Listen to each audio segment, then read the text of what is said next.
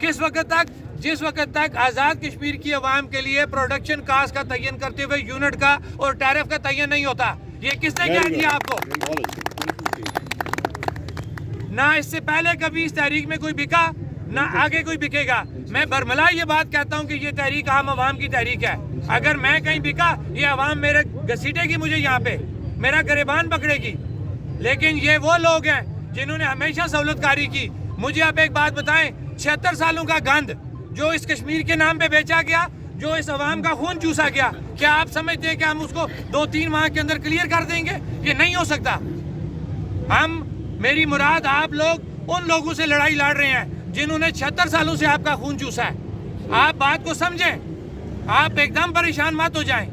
یہ جو کامیابی ہے یہ آپ لوگوں کے اتحاد کی وجہ سے ہے۔ یہ آزاد کشمیر جموں کشمیر جوائنٹ عوامی ایکشن کمیٹی کے اتحاد کی وجہ سے ہے۔ آپ لوگوں کو 76 سالوں میں تقسیم کر کے رکھا، برادریوں میں، ضلعوں میں تعصب کی بھینٹ آپ کو چڑھایا گیا، آپ کو جماعتوں میں تقسیم کر کے رکھا گیا۔ الیکشن ہوتے ہیں تو یہ آپ لوگوں میں دشمنیاں پیدا کروا دیتے ہیں، قتل و غارت شروع ہو جاتی ہے۔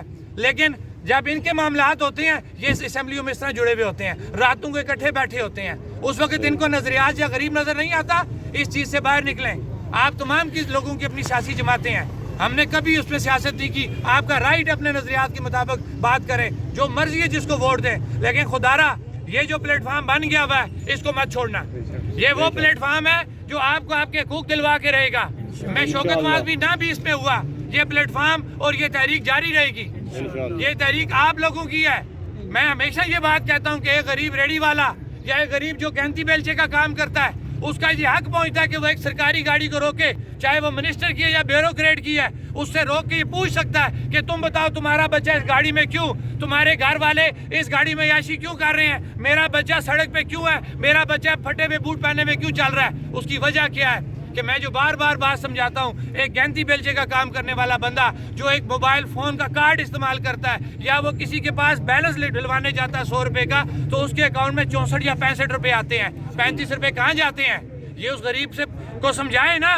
ہم نے اس غریب کو یہ بات سمجھائی ہے کہ وہ 35 روپے حکومت کے خزانے میں جاتے ہیں، اس لیے تو ان سے بہتر ہے، وہ گینتی بیلچے والا بندہ بہتر ہے جو 35 روپے تو حکومت کے خزانے میں دے رہا ہے۔ وہ اس لیے دے رہا کہ حکمران عیاشیاں کریں، وہ اس لیے دے رہا ہے کہ ان کو سہولت ملے۔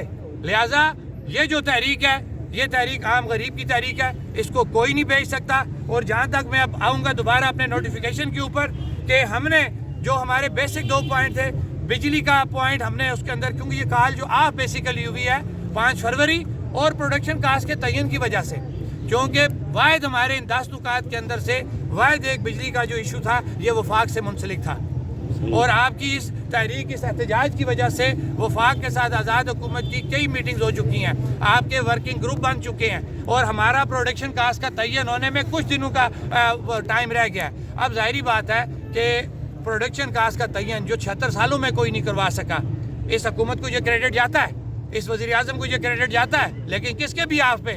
آپ لوگوں کے بیہاف پہ، کہ آپ لوگ کھڑے ہوئے تو ان کی ٹانگوں میں جان پڑی۔